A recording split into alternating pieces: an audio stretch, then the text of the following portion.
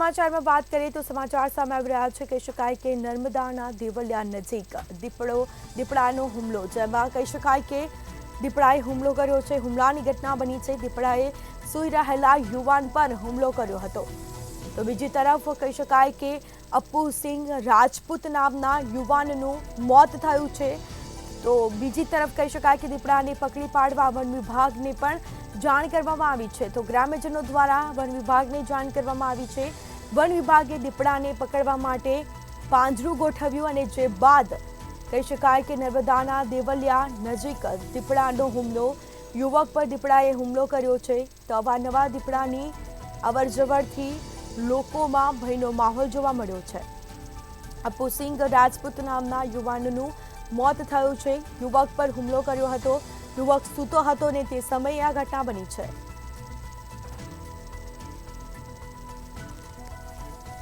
તો વન વિભાગે દીપડાને પકડવા માટે પાંજરા ગોઠવ્યા અને જે બાદ લોકોમાં પણ ભયનો માહોલ જોવા મળ્યો છે। નર્મદાના દેવલિયા નજીક દીપડાનો હુમલો જોવા મળ્યો છે।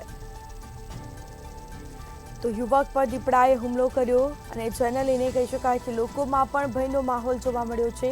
અપ્પુ સિંહ રાજપૂત નામના યુવાનનું મોત થયું છે। દીપડાને પકડી પાડવા વન વિભાગને પણ જાણ કરવામાં આવી હતી। તો વન વિભાગ દ્વારા પાંજરું મૂકવામાં આવ્યું છે। તો અવારનવાર દીપડાની લટારથી ગ્રામ્યજનોમાં પણ ભયનો માહોલ જોવા મળ્યો છે। ક્યાંક ને ક્યાંક ફફડાટ ફેલાયો છે। તો યુવક મોતને ભેટ્યો। દીપડાએ હુમલો કરતા આખરે યુવકનું મોત થયું છે। તો મૃતદેહને પીએમ અર્થે ખસેડવામાં આવ્યો છે। સમગ્ર મામલે તપાસ પણ હાથ ધરાઈ છે। અપ્પુ સિંહ રાજપૂત નામના યુવાનનું મોત થયું હતું। દીપડાને પકડી પાડવા વન વિભાગને પણ જાણ કરવામાં આવી છે। તો વન વિભાગ દ્વારા પાંજરું મૂકવામાં આવ્યું।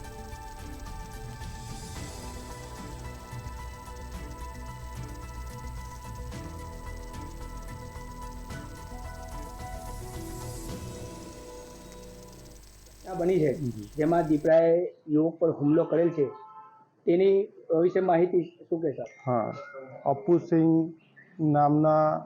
સિંહ રાજપૂત નામના યુવક જે રાજસ્થાનથી તેમના પરિવાર સાથે ટ્રેક્ટર લઈને લેવલિંગ કામ કરવા માટે આવેલા, તો દેવલિયા ચોકડીથી તિલકવાડા જતા રસ્તા ઉપર રસ્તાની બાજુમાં તેઓ લોકો સૂતા હતા।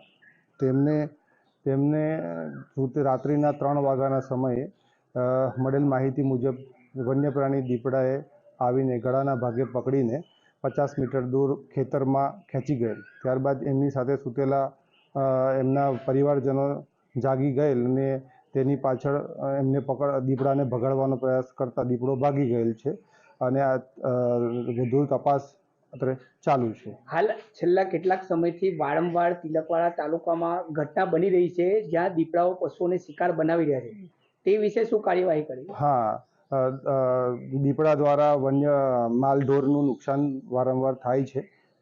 તે માટે અમારા ફોરેસ્ટ ડિપાર્ટમેન્ટ તરફથી તેમને ચકાસણી કરી તેમને વળતર ચૂકવવામાં આવે છે। હાલ ખાસ કે તિલકવાડા તાલુકામાં દીપડાની વસ્તી ખૂબ વધી ગઈ છે, તો એને માટે રેસ્ક્યુ કરવા માટે વારંવાર લોકો તરફથી અવાજ ઉઠી રહી છે, તે સંદર્ભે? હા, દીપડાને પકડવા માટે લોકોનું કહેવામાં આવે છે તો અમે તરત જ ફોરેસ્ટ વન વિભાગ તરફથી પિંજરું મોકલી તેને પકડવાની કવાયત કરવામાં આવે છે।